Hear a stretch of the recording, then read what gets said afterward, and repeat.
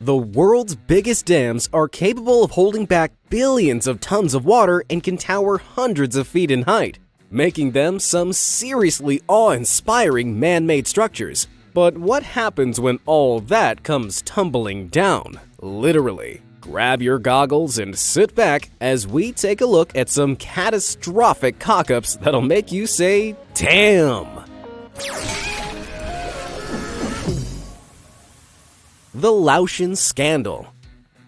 Laos is a landlocked country led by a secretive communist government. Although it rarely shares information with the outside world, in 2018, a second hydroelectric dam that was under construction collapsed. But as you can see, the damage from the Che Namnoi dam burst was much worse, 1,000 times worse to be exact. Almost 18 billion cubic feet of water flooded 6 nearby villages, displacing almost everyone who lived there and affecting over 16,000 people.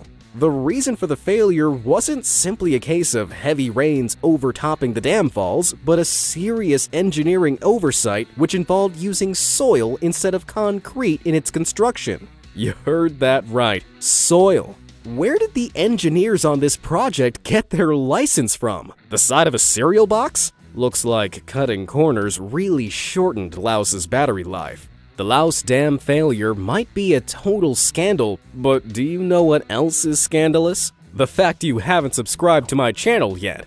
Just hit that button and you'll be flooded with the most amazing stories and facts from all over the world. Now let's plunge back into more massive dam failures. Texas turmoil.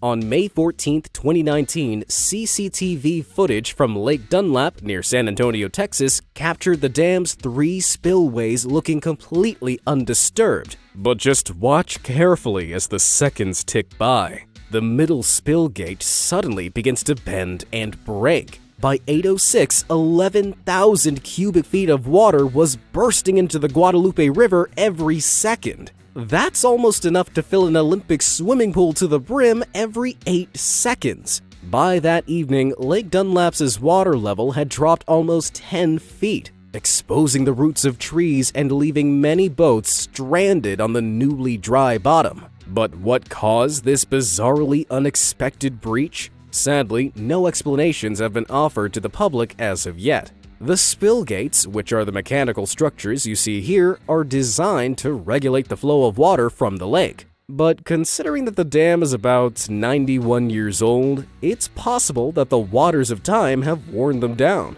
It certainly raises concerns about the 1,263 other high-risk dams in Texas, according to the American Society of Civil Engineers, many of which are over 50 years old. Although these high-hazard dams are supposed to have emergency action plans in place in case they fail, a staggering 20% have no plans of any kind, says the ASCE. Let's hope the Texans know how to swim.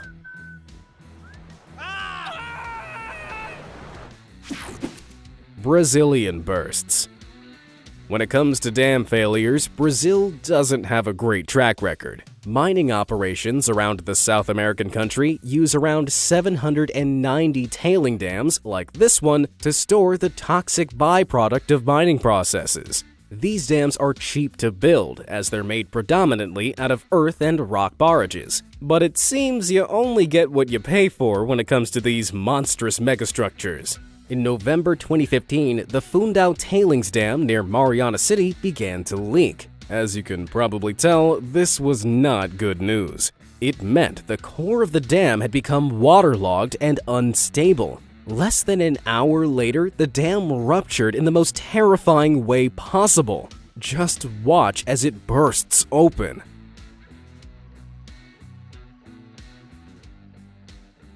A tsunami-like wave made up of 1.5 billion cubic feet of toxic sludge was released downstream. The nearby town of Bento Rodrigues was wiped off the map. Around 600 people lost their homes and 19 lost their lives.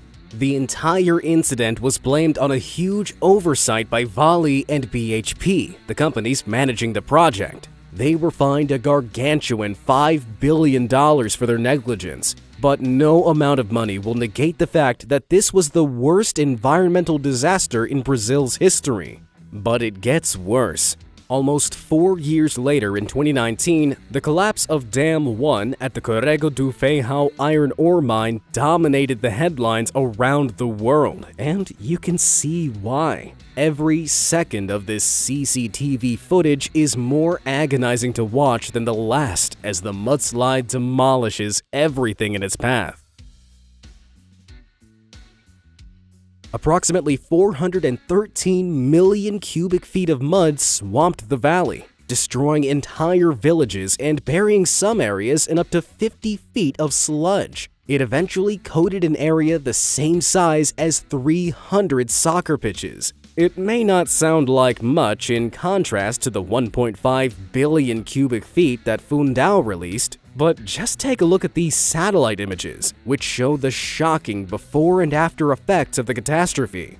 In the 2 weeks following the disaster, the mud contaminated 120 kilometers of the Paraopeba River, affecting a further 10 towns downstream. Tragically, this failure also cost the lives of 270 people, many of which were workers who were having lunch in the facility's cafeteria in the shadow of the dam. Some nearby residents were also swept away and buried in thick mud. And that's not even the worst part. It was owned by Vale. Yes, the very same company responsible for the Fundão Dam. According to the findings of an internal report, they'd even known the dam was at risk of collapse since 2003. Although Vale claims to have addressed some internal management issues, I can't help but feel like that's just too little too late. Who do you think should be held accountable when catastrophes like this happen? And have any disasters like this happened in your hometown? Let me know down in the comments below. I'm genuinely interested to hear your thoughts. Now, all aboard the disaster bus. Canadian chaos. As terrible as Brazil's dam collapses were, it's not the only country guilty of mismanaging tailings dams. Step up to the plate, Canada. That's right, the country that's famous for its nature experienced this apocalyptic tailings failing at Mount Poly Mine in British Columbia.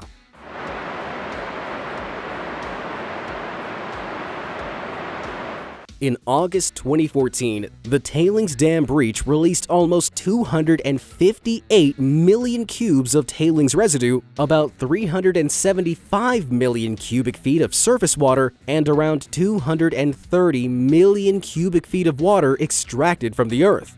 No one likes to be bombarded with a bunch of big numbers, so let me put it this way instead. The total fallout of the dam failure would be enough to fill about 9,250 Olympic-sized swimming pools with toxic sludge, most of which was dumped into the British Columbian waterways as well. And just like its Brazilian sisters, this one was down to some shady engineering choices. An investigation found that the dam, built in 1997, was built on an unstable layer of glacial till, something the engineers hadn't accounted for. As the dam grew higher, the pressures on the foundation increased until it gave way after just 18 years. As of summer 2020, after 5 years of investigations, absolutely no charges have been made against the engineers or the companies involved. Forgive my language, but that's just goddamn insane. California failure.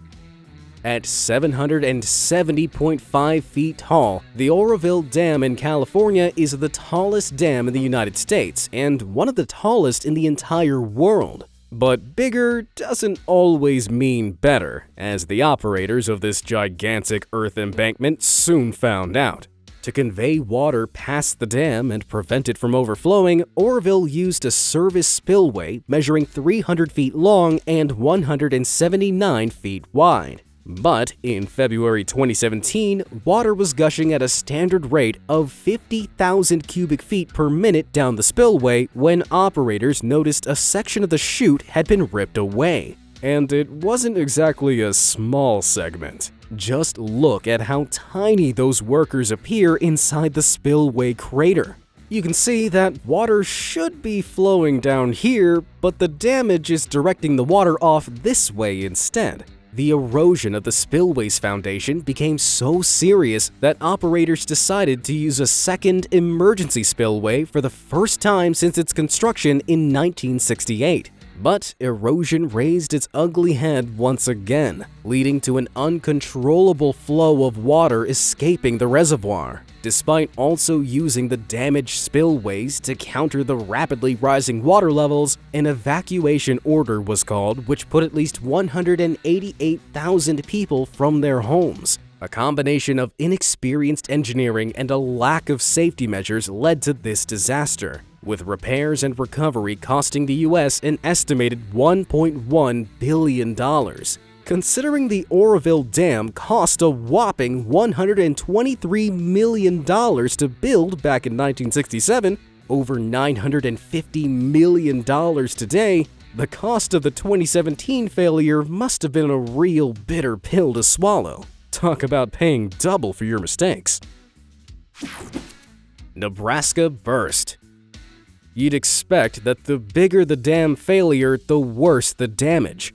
But the Spencer Dam in Nebraska proved that this isn't always the case. At just 26 feet high, this watery weir isn't even the same height as a two-story building. But its collapse in 2019 led to devastating flooding that cost $19 million in damages. How's that even possible? Following a North American blizzard, the Niobrara River became swollen with rain as well as rapid snow and ice melt in an event the dam had never seen before. Not to mention, one it definitely wasn't designed to withstand. Some of these ice blocks were bigger than pickup trucks. These miniature icebergs blocked the spill gates, causing the dam's total failure. The earth embankment crumbled, causing damage to the main spillway as you can see here. The break caused an 11-foot wave of water to cascade through the breach, sweeping away sections of the nearby 281 highway, a riverside saloon, and at least one home. Now that's what I call an ice-cold wipeout. Russian rupture. The Sayano-Shushenskaya hydroelectric power plant is one of Russia's greatest pride and joys. In fact, it's the largest power plant in Russia and the 10th largest hydroelectric power plant in the world. For some perspective, the world-famous Hoover Dam places 64th on that same list. Although the plant saw the completion of a sophisticated, yet totally terrifying-looking, 5-step spillway in 2011, this Soviet-era megastructure was brought to its knees back in 2009. On the fateful morning of August 17th, one of the dam's faulty turbines had been forced into operation following a fire at a neighboring power plant. It was just one of 10 turbines responsible for processing the dam's 6,400 megawatt output, enough to power a city of 3.8 million people. But at 8:13 a.m., the 1,500-ton faulty turbine suddenly blasted through the floor of the turbine hall. The vacant shaft, now totally exposed, turned into a deadly geyser, shooting out 67,600 gallons of water per second like a giant water jet. In the CCTV footage, you can see the water surging towards panicked employees as they desperately try to escape, and in a matter of minutes, their parking lot was completely flooded. But the devastation stretched further than that. Over the following fortnight, rescuers removed 177,000 cubic feet of debris, pumped 73 million gallons of water, and cleared up 40 tons of transformer oil that had been dragged into the Yenisei River. But worst of all, of the 89 workers trapped in the turbine hall and rooms below at the time of the explosion, only 14 could be rescued. The fallout of this huge failure really begs the question: was pushing a defective turbine to its absolute breaking point worth the cost of so many human lives? Folsom failure. The 340-foot-high Folsom Dam in California has a pretty good history of saving the area from flooding.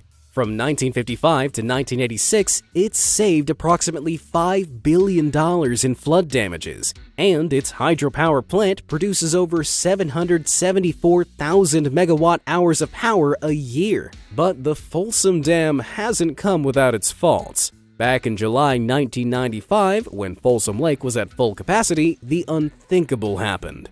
During a scheduled power plant shutdown, Gate 3 was raised and suddenly burst open, releasing water at a rate of 40,000 cubic feet per second. Just look at the scale of that waterfall. There's this water.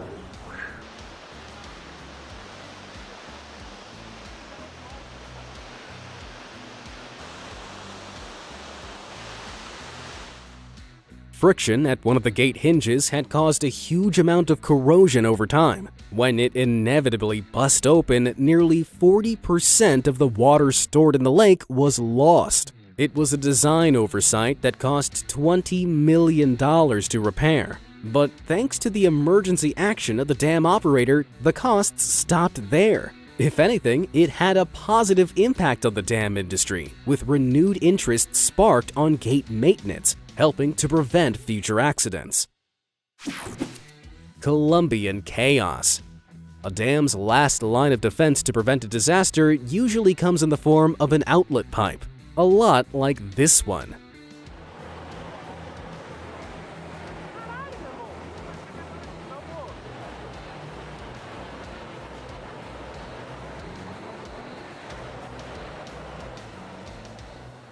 These huge valves work like taps, relieving the dam if there's too much water collecting behind the massive walls, and some can fire water out around 4,400 gallons per second. But what happens when an emergency measure like this isn't in place? Sadly, the Ituango Dam of Colombia found that out the hard way. In 2018, the 738-foot-tall hydroelectric dam ran into big trouble during construction. 3 tunnels had been built around the site to divert the Cauca River that would eventually fill the reservoir, but only one was functional. But an unforeseen landslide blocked up the final tunnel, with no way of opening it, and after failed attempts to open the 2 other tunnels that had previously been plugged with concrete, the reservoir began to fill. As it threatened to breach the dam, engineers made the choice to have the water flow through the unfinished machine house.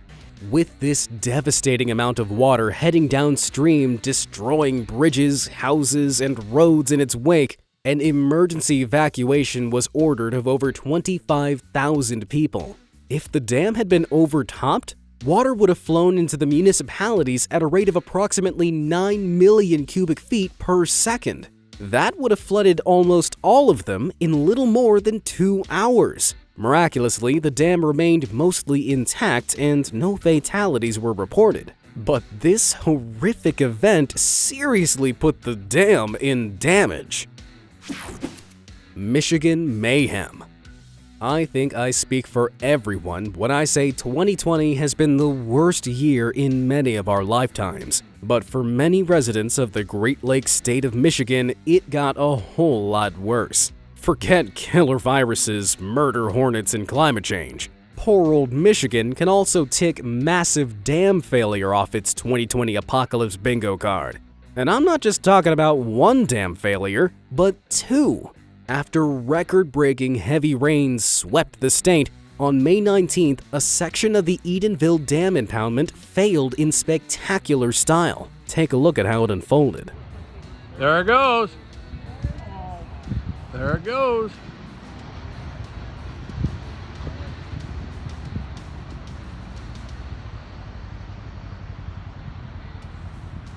The 5-story embankments holding back the man-made reservoir of Wixom Lake started crumbling, and 21.5 billion gallons of water proceeded to rush through. But the flooding didn't stop there. Further down the Tittabawassee River, the floodwaters then began to flow over the top of the Sanford Dam. At just 3 stories tall, it didn't stand a chance against the torrent of waters and failed shortly afterwards. In just a matter of hours, Lake Wixom was drained and the surrounding area had been flooded, forcing the evacuation of over 10,000 residents. But this disastrous domino effect could have been avoided. In 2018, a filing against the company that controlled Edenville Dam, Boyce Hydro, revealed the crooked company had neglected to upgrade the dam. meaning it could only handle about 50% of the floodwaters from such an event. The area is now looking at $175 million